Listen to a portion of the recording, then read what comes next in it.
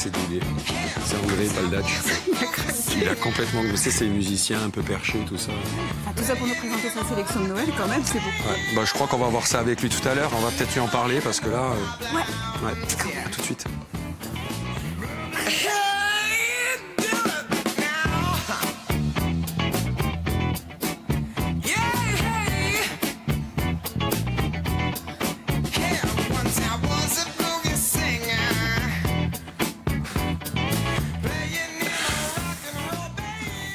Mon chat Florian. Bonjour à vous si vous nous rejoignez pour cette seconde partie de Vianov, un débat de haut niveau dans un instant. Ah oui, avec Xavier, Marcel et André, on va parler des dernières sorties cinéma, littérature et musique. Nos trois gourous de la culture vont vous montrer le chemin vers la vérité. Enfin, on l'espère. L'occasion pour vous de choper également de belles idées cadeaux en ces périodes de fête. Et puis on partira du côté de Genève à la rencontre de Mélodie Biancogne avec un nouvel épisode de Dacouy et d'Altro. Évidemment, vous pouvez réagir sur les réseaux sociaux avec le hashtag Viano. Vous posez toutes vos questions, on y répond avec nos invités en direct. Mais tout de suite, c'est l'heure de l'info avec Marie-Jo Arrigui-Landing et sa revue de presse.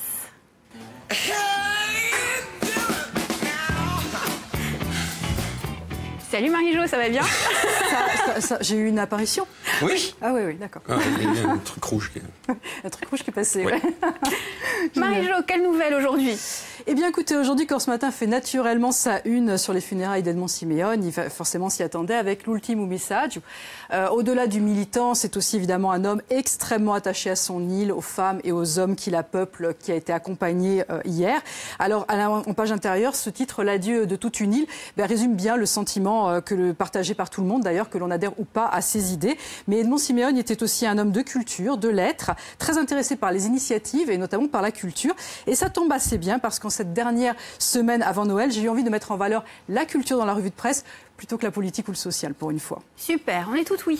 Alors, je commence avec Libération, parce que regardez, aujourd'hui, quand même, 2/3 de la une de Libération, c'est une exposition. C'est Balthus brille à Arles. Alors, on est content quand même de revoir un petit peu d'art à la une, parce que ces derniers temps, c'était un petit peu le chaos. Alors, dans cette double page, on voit en fait que Libé consacre cet article, pardon, je sais pas, je bégaye encore comme d'habitude, à une rétrospective sur le peintre, donc Balthus, qui a été organisée par la Fondation Bayard de Bâle et qui surtout finit le 1er janvier. Donc en fait, courez, il faut vraiment courir pour aller la voir. Libé nous dit que c'est plus ésotérique qu'érotique, explorant rêverie et pulsions secrètes, et l'étoile du peintre brille par une étrangeté irréductible au scandale qu'elles ont souvent provoqué. La preuve est dans cette rétrospective. On a souvent dit qu'effectivement c'était un petit côté érotique et un petit peu jeune chez les femmes de Balthus. À découvrir très rapidement donc. Très rapidement. Et puis voilà, on va regarder aussi un petit peu les autres journaux dans lesquels l'art s'invite. Et dans le journal du dimanche, il y avait aussi évidemment une qui était consacrée au bras de fer entre Macron et les Gilets jaunes. Ça, c'était assez normal. Mais dans les pages intérieures, on avait un article tout à fait passionnant sur l'intégration de l'art au projet du Grand Paris. Alors voilà, ça s'appelle L'art entre en gare. Et ça s'intéresse au premier projet destiné aux 68 futures gares du Grand Paris Express. Alors chacune de ces gares, de ce super métro qui va quand même faire 200 km d'ici 2030, aura son œuvre monumentale et elles seront créées spécialement, nous explique le quotidien du tout, l'hebdomadaire, par un plasticien contemporain en lien étroit avec le concepteur des lieux. Le JDD nous explique que des tandems, donc artistes-architectes, ont été mis sur pied et que le programme présente quand même 30 millions d'euros. On est un peu ravis aussi de voir que cette œuvre-là, qui a été mise justement en valeur dans cet article, est Le ciel en trompe-l'œil de Châtillon-Montrouge, et c'est signé Laurent Grasso. C'est un artiste que le Palais Fèche avait reçu en 2016. Toujours assez avant-gardiste, le Palais Fèche, Musée des Beaux-Arts. Oui, c'est toujours une bonne chose d'intégrer l'art à des lieux publics. Moi, je trouve en tout cas. Bon, évidemment, je suis convaincue même.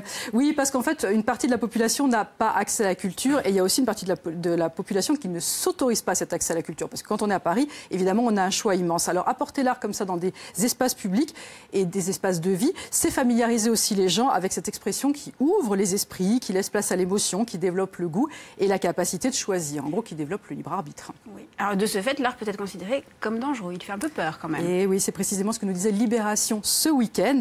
Avec cette information là sur le côté, vous voyez, il y avait les informations du week-end et il y avait ici images Chine censure sur les simèses. Alors, cet article qu'on retrouve en page intérieure, avec ce deuxième titre, Chine, la photo joue les flash cash. En fait, ça parle d'un festival international de photographie qui s'appelle le Lianzhou Photo et qui a trouvé censure à son pied. Libé développait en fait le problème de ce festival chinois. C'est le plus important festival de la photographie de Chine, nous explique-t-on. Et cette 14e édition était sur le thème de l'ère du temps. Alors l'ère du temps, évidemment, ça impliquait aussi les changements climatiques, la pollution, etc., etc. Et ça a une saveur particulièrement amère, nous explique Libé, parce que cette année, le pouvoir est intervenu à de nombreuses reprises. C'est plutôt contre-productif pour Libé, mais en attendant, 70 expositions prévues ont été censurées, les 70. Plus de 100 photos ont été retirées de la sélection. 40 photos, par exemple, du Brésilien Paolo Conqueiro, et toutes celles d'Anna Fox qui devaient être accrochées dans la Shoes Factory. Alors, c'est pas forcément en plus les photos qui accusaient le plus la Chine, par exemple, de polluer. Alors, donc, l'art fait peur, même quand il ne cherche pas forcément à dénoncer. Et oui, mais sans doute parce qu'en fait, il est quand même toujours chargé d'un message, même s'il n'est pas subversif. L'art a toujours un message à véhiculer. Et l'Express consacrait sa couverture évidemment à Macron, comme normal. Mais en page intérieure, on découvrait un article sur une exposition qui s'appelle Feast for the Eyes, qu'on pourrait traduire par régal pour les yeux, et qui est consacrée pardon, à la photographie culinaire. C'est une exposition qui commence le 21 décembre et qui finit le 3 mars au musée de la photographie d'Amsterdam. Et en fait, Suzanne Bright, qui est ici, qui est la curatrice de l'exposition, nous explique elle parle de manger puisque c'est de la photo culinaire. Et elle nous dit, mais ça se reporte à la photo et à l'art en général. Manger est l'acte le plus symbolique de notre humanité. La nourriture et ses rituels en dit long sur l'identité d'un pays ou d'une culture. C'est révélateur de l'espoir ou du désespoir, d'une soif d'excès ou de créativité, un acte de protestation ou de contrôle. De la même manière, la photographie culinaire représente toujours plus que son sujet. La photographie en général représente plus que son sujet, l'art aussi, et c'est pour ça qu'il fait peur. Merci beaucoup, Marie-Jo. C'est tout en citron. C'était magnifique, une photo de 1979. Ah, c'est vrai elle a bien vieilli, cette photo. Très beau, très joli. Merci, Marie-Jo. On vous retrouve en partie 3. Oui, je reviens vous voir. Vous revenez? Je reviens. Vous revenez avec la hotte et tout? Il y aura sur le plateau, à consommer avec modération. D'accord, ok. On vous retrouve tout à l'heure. Merci beaucoup. Allez, écoutez, nous, on va vous amener un petit peu en voyage. On va partir à Genève à la rencontre de Mélodie Biancogne, d'Acouy et Daltrau. Voilà, comme tous les mardis.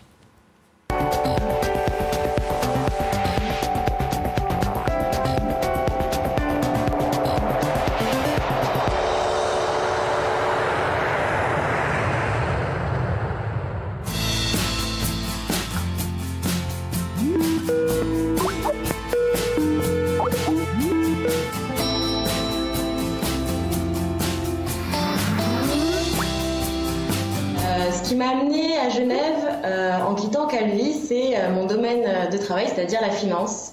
Ici, c'est vraiment la finance, c'est vraiment le domaine par excellence qu'on trouve en Suisse. Pour l'adaptation à Genève par rapport à la Balagne, ça s'est plutôt bien passé parce qu'au final, Genève, c'est pas si éloigné de la Balagne que ça, c'est-à-dire qu'on a quand même les montagnes. La ville est une petite ville. C'est pas une grosse mégalopole, donc ça reste assez familial. Il y a toujours l'esprit de village. C'est très très cosmopolite. Donc c'est toujours plus facile de s'adapter dans un environnement cosmopolite parce que finalement on est un étranger parmi d'autres. Et quand on est corse, finalement en Suisse, c'est très apprécié. Et de plus en plus, en fait, les jeunes Corses se disent et pourquoi pas Genève? Parce que c'est vrai qu'à la base, on n'y pense pas vraiment à Genève. On pense de suite à Paris. Et Genève, on l'oublie un peu, alors que Genève, c'est moins loin que Paris. Et on y est très bien. Moi, quand je suis venue, j'ai passé des entretiens pendant une journée. Et finalement, j'ai eu les réponses tout de suite. C'est très rapide ici, parce que le code du travail est beaucoup plus simple. Donc les employeurs ont la possibilité de pouvoir licencier les personnes rapidement. Donc c'est vrai qu'ils ont beaucoup moins peur d'embaucher quelqu'un. Ici, il y a beaucoup d'offres d'emploi. C'est très rapide ici, donc on envoie son CV, on appelle et on a une réponse rapidement. Le problème ici, c'est pas vraiment l'emploi, c'est plutôt se loger. Parce que c'est très cher et c'est pas facile quand on connaît personne de trouver en fait un appartement. Je fais un grand clin d'œil à ma famille, à tous mes amis avec qui on reste en contact tout le temps. J'attends qu'ils viennent me voir à Genève par contre parce que c'est plus difficile, ils vont plus facilement à Paris qu'à Genève. Donc je les attends et Genève c'est pas ce qu'on croit, c'est pas uniquement les montres, c'est aussi le chocolat, le fromage. Donc c'est intéressant de venir, le lac et les montagnes. Donc voilà, je vous attends nombreux à Genève. ben, vous nous attendez nombreux, ben, on viendra. Promis. On va tous venir, tout via Stella. Allez, il est 12h36, c'est l'heure du débat de Viano. Comme les rois mages, en Galilée. Ils sont là après une longue route. Ils sont arrivés avec leur savoir, leur sens du devoir. Ils ont suivi l'étoile. Sauf André, lui, il est venu entre nous. Voilà, il est cherché. Le trio infernal de Viano nous a rejoint. Xavier Affre, Marcel Petrichol et André Paldacci. Bonjour, messieurs. Bonjour. Comment vous êtes venus avec beaucoup. Oui, sauf vous. Mais avec votre savoir, vous êtes venus. Je suis venu avec moi-même. On ne peut pas déplacer le cinéma, c'est pas possible. Hein. Voilà. Alors, c'est bien parce qu'on arrive en fin d'année et on va pouvoir proposer plein de belles choses. Dédé, on peut dire que vous faites honneur à la tendance. Il a porté son magasin. Entre la tenue, il fait pas chaud. Il fait pas chaud. On lui a dit de faire un show à quelques disques, il en a porté 50. J'ai toujours des idées un peu farfelues. Alors ça change un peu d'être dans la partie 2 plutôt que dans la partie 3 où il n'y a rien qui change toujours. Plus de livres. Voilà, il y a plus de temps. Il y a plus de temps. Alors comme chaque mardi, nous allons faire le tour et parler des œuvres que vous avez choisies et puis nous donnerons bien sûr des idées cadeaux pour petits et grands.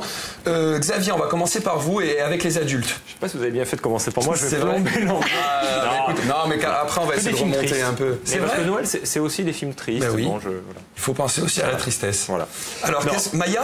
Alors, ce n'est pas l'abeille. Non. Voilà. Donc, c'est le nouveau film de Mia Hansen-Løve, qui est une réalisatrice que moi j'adore. Bon, déjà parce qu'elle a presque mon âge. Et puis, ancienne critique au Cahier du cinéma. Oui, ça commence mal. Ça commençait bien.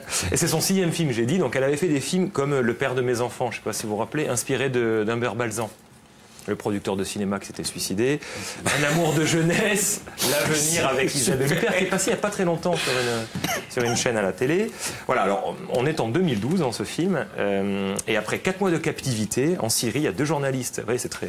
Deux journalistes français qui sont libérés, dont qui est un trentenaire qui s'appelle Gabriel, qui est joué par Romain Kolenka, qui est super. Juste fantastique. Fils de Je ne sais pas.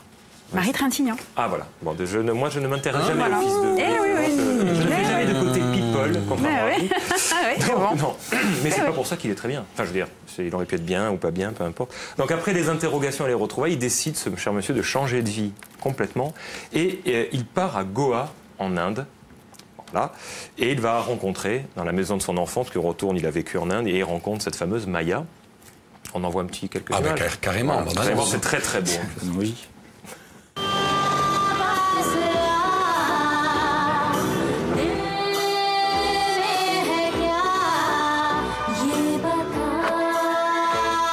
Nice to meet you.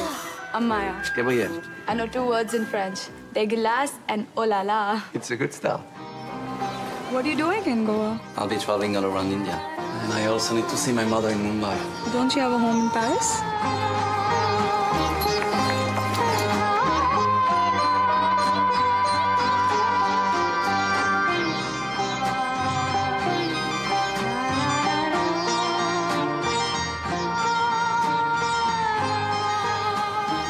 Do you believe in ghosts? I know. My dad told me you were a hostage in Syria. And Nothing. I thought I should tell you that I know.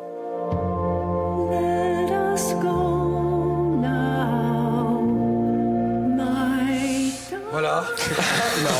C'est vraiment un film. Alors honnêtement, vous savez Ça a l'air que très beau. Voilà, c'est pour Noël.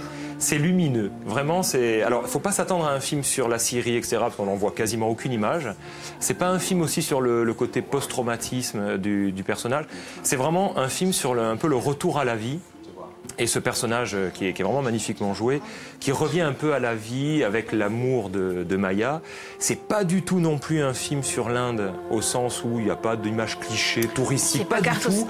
Elle s'écarte complètement des sentiers battus. C'est sublimement joué, c'est magnifiquement filmé. Il n'y a pas de pathos, il n'y a pas de misérabilisme. Alors c'est très contemplatif. C'est évident que ceux qui cherchent l'action, je pense à un certain Paul Tourkidourian que je salue. Oui. Non, il n'y a pas d'action. C'est le récit d'un impossible retour, mais c'est vraiment beau. C'est vraiment beau. Marcel, ça vous dit, ce film ? Joyeux Noël, Félix. C'est ça. Alors ça sort demain. Ça sort, oui, le 19 décembre, c'est ça? Le 19, voilà. Bon, mais malheureusement, c'est un film qui risque pas de passer à la trappe, mais c'est des sorties qui sont pas évidentes. Hein, enfin, donc j'avais envie, de le mettre en avant. Vous le vendez bien. Je trouve que vous le vendez bien. À condition qu'il soit distribué dans la salle de cinéma en question, parce que sinon ça sera dur. On va vérifier ça. Alors pour les enfants, Mireille, ma petite sœur. Ben voilà, alors là on change complètement de. C'est un peu plus gai. Mais c'est un petit peu triste quand même. Mais je trouve que comme c'est intemporel, je voulais vraiment en parler parce que c'est l'histoire d'un petit garçon qui est heureux. Sa petite sœur arrive. Sa petite sœur arrive. Et le problème, c'est qu'il fait un petit peu comme beaucoup d'enfants. Il veut occuper la place, monopoliser la place par rapport à ses parents. Et c'est vrai qu'il se replie sur lui-même. Il est un peu en crise, pré-adolescence, on peut dire ça comme ça. Mais c'est un joli film. Je l'ai vu par exemple en avant-première avec ma fille. Donc pour tout dévoiler, parce que bientôt je vais être papa à nouveau. Et c'est vrai que j'étais content de lui montrer parce que du coup, ça l'a fait réfléchir un petit peu. Elle a 8-9 ans, donc on peut y aller à partir de 8 ans, 10 ans. Ça l'a fait réfléchir et c'était intéressant. Et puis c'est fait par celui qui avait fait Le Garçon et la Bête ou Les Enfants Loups. L'animation est magnifique, c'est très original, parce que ce petit garçon se réfugie dans le fantastique, enfin il y a toute une histoire. C'est vraiment très beau sur l'acceptation de l'autre, le rôle qu'on doit jouer en tant que grand frère aussi. Est-ce que ça réconcilie avec la famille? Est-ce que ça réconcilie avec la famille? Oui, c'est pas un film qui est fait pour réconcilier ou pas. C'est vraiment centré sur ce petit garçon qui a du mal à accepter l'idée que ses parents vont s'occuper de notre bébé.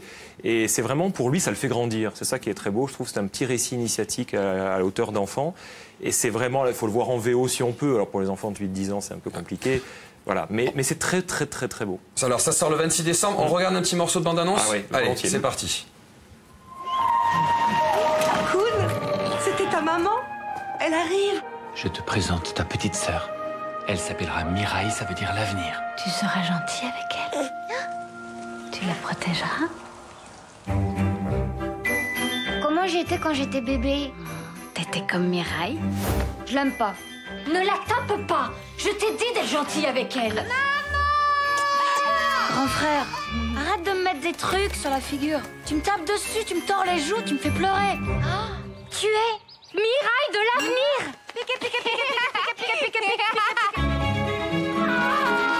Pourquoi t'es pas gentil avec maman? Je vais te dire exactement ce que tu ressens en ce moment. Tu es jaloux, c'est tout. Vous êtes qui? Je suis le prince, mon cher. Je veux aussi faire de mon mieux pour élever mes enfants. Tout est montré là, c'est vraiment. Alors l'animation est particulière, hein, faut pas chercher le trait, c'est pas Miyazaki, mais franchement c'est dynamique, c'est beau et c'est intelligent. Alors là, tout est fait pour emmener les enfants à Noël plutôt que d'aller voir des bêtises qui inondent les salles et la télé. Bon, mais parfait, mon cher Xavier. On ira le voir avec ou sans enfants. Mais on peut même mais y aller. Vous pouvez y aller, je pense que ça va vous toucher. Sans problème. Pour accepter l'autre. Ah, vous êtes contente là. Oui. Bon. Allez, Marcel, vous avez amené plein de choses dans votre hôte. Un petit peu. On va commencer par un bouquin pour adultes. Le fameux triptyque de Jérôme Bosch. Alors c'est un bouquin qui particulier. C'est un pavé. C'est un pavé. Vous allez l'ouvrir. À l'intérieur, il y a les 5 triptyques les plus connus de Bosch. Et à côté de ça, vous avez un livre. Et avec ce livre, ils vont s'attarder sur chaque détail du triptyque. C'est un des peintres les plus énigmatiques. Hein. Et là, vous allez vraiment tout comprendre de l'œuvre de Bosch. Regardez, ouvrez le triptyque, on le met devant soi. Et voilà, on prend le bouquin et là, toute l'œuvre est détaillée. C'est fantastique. C'est magnifique. De toute façon, Bosch, c'est bien. Hein. Oui. Allez, on vous l'accorde. C'est vraiment parce que c'est Noël. On va rester là. Bon, il n'y a pas grand-chose à lire. Voilà, ces livres qui ont changé le monde. Alors, tout est dans le titre. Alors ça, hier, ça a mis complètement Caroline en émoi. On a regardé sur ordinateur. Il y a un livre, il y a un recueil de livres qui a changé le monde. Ben oui.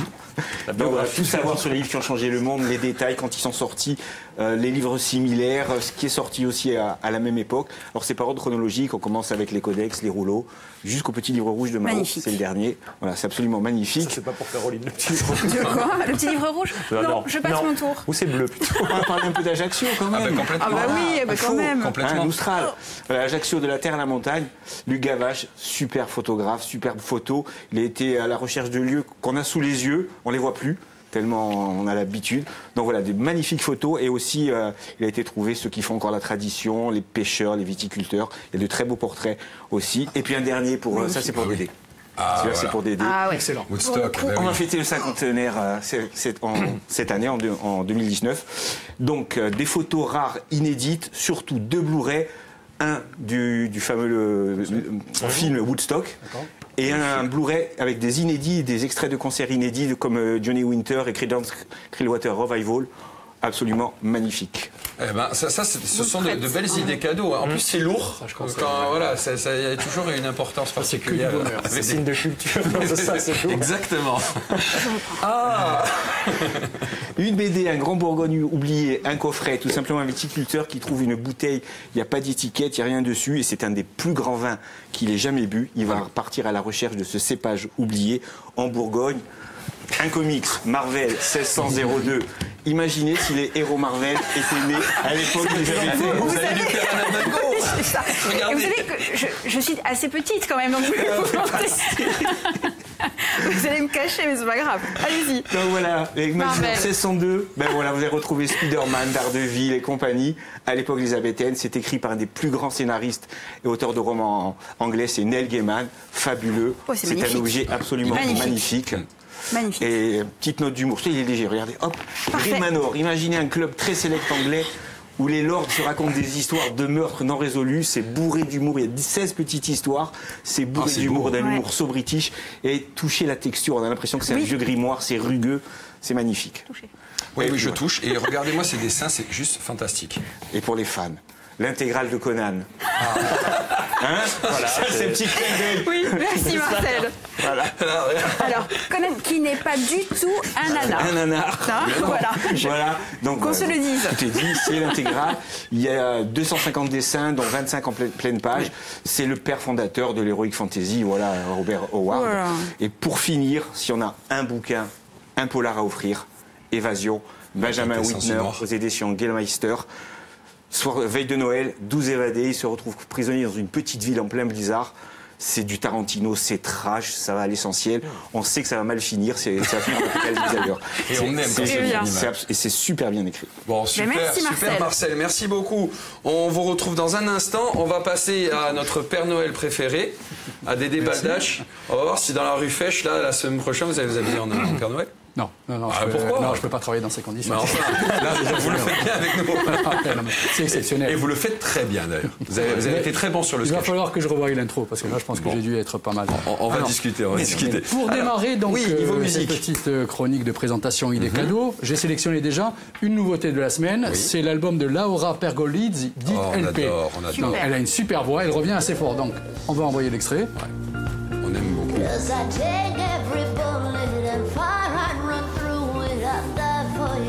J'aime bien. Ça bouge, c'est un album qui confirme un petit peu ce qui avait été donné avec son album d'avant, le Lost on You. Va falloir compter avec elle. Voilà. C'est déjà le deuxième album là ? Non, c'est son 5e. 5e album ? Oui. C'est son 5e album. Mais sauf qu'elle n'était pas connue. Mais ce qui a aussi servi là ces derniers mois, c'est qu'elle a fait une grosse production avec Mylène Farmer sur le dernier album et ça a ouvert des portes. Hein. Ouais, c'est sûr. Peut-être pas les bonnes. Là, c'est autre chose. Alors après, dans les pas meilleures ventes, mais idées cadeaux de Noël, on va commencer dans le monde du rap. Et oui, il y en a un petit peu quand même. Alors, l'album de Soprano. Bah oui. Lampal. Xavier, ça va pas ? Si. Alors, si tu écoutes cela, je te dis pas la quinte de tout. Aya Nakamura. Ah bah Aya Nakamura, c'est... Attends, je l'ai. J'ai dit que je faisais pour tous les goûts. Oh, je sais plus. C'est Jaja. Jaja. Oh, Jaja. Voilà. Il n'y a pas moyen, pour Caroline, Jaja. elle revient, la musique du film A Star is Born. Voilà, ça c'est obligé. Oui. Pour Caroline et Xavier. Dans le classique, l'incontournable Cécilia Bartoli, chaque année. Mais là, c'est un autre monde. Le Renaud Capuçon, il a commencé à comprendre comment faire du pognon facilement. Voilà, il reprend les thèmes du cinéma, mais il joue bien. Ensuite, dans le métal, je vous en avais parlé, c'est toujours l'album de Slash. Très bon album. Pardon, j'envahis ton espace. Ah oui, il me demandait si c'était pas un peu ringard, Slash. Non, on aime toujours. Non, c'est pas vrai. Non, mais ça, c'est les goûts et les couleurs, ça, je me permets pas. Merci, André. Dans le blues, Beth Hart, on avait passé un extrait la semaine dernière. Buddy Guy, on en avait parlé, album de l'année. Bien sûr. Dans le jazz, Cécile McLaurin-Salvant. Alors là, je vous l'avais dit et je confirme, c'est une des plus belles voix depuis au moins 5-6 ans. Il n'y a pas mieux dans le jazz, accompagné d'un piano. Cécile comment ? Cécile McLaurin-Salvant. Il fait chaud. Cécile McLaurin-Salvant. On retient. Alors, je voudrais juste maintenant qu'on parte sur l'album de Jeremiah Johnson, où on va écouter aussi un extrait. Lui, c'est sorti la semaine dernière en importation.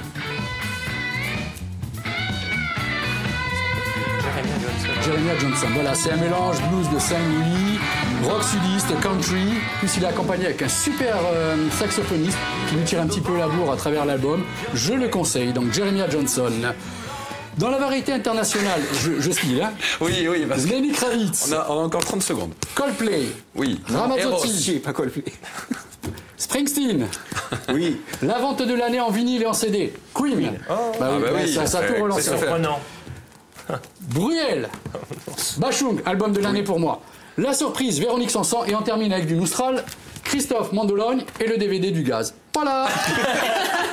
Ah, il fallait que je passe. Non mais, très bien. Alors DVD du Gaz et l'album de Christophe Mandologne, vraiment écoutez-le, c'est un fantastique album fait avec du cœur, de la passion. Excusez-moi, je te coupe pour Christophe Mandologne. Oui. Il sera en dédicace le 21 chez le meilleur disquaire d'Ajaccio. Voilà. Le 21 décembre. Voilà, c'est ça. Merci. À partir de 17h. Parfait. Alors, messieurs. En quelques secondes, votre choix ultime de cadeau, celui qu'il faut absolument faire. Xavier. Moi, je fais 3 trucs très vite. Le coffret turc de Nuri Bilge Ceylan, 8 films extraordinaires. Il faut aimer avoir du temps, mais surtout le passer devant la télé pour regarder. On a plus de 3 heures. L'expo de Sergio Leone à la Cinémathèque encore jusqu'au 27 janvier, c'est fabuleux. Donc ça, il faut vraiment y aller. Et pour les enfants, Les Indestructibles 2, presque aussi bien que le premier, génial. Donc voilà. Parfait. Pour vous, Marcel. Très vite, Le Dernier Géant de François Place, c'est Casterman, un des plus beaux albums enfants qui puisse exister.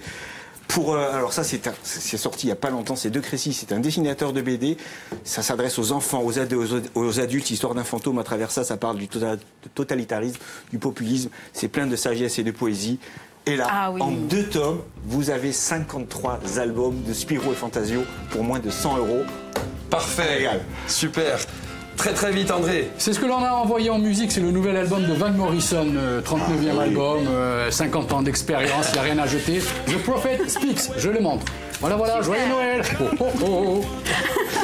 Allez, merci beaucoup, messieurs. On se retrouve juste après le journal de la rédaction pour la 3e partie de Vianov avec notre sommelier et notre brasseur pour des accords mets, vin, bière, tout en harmonie. Merci beaucoup.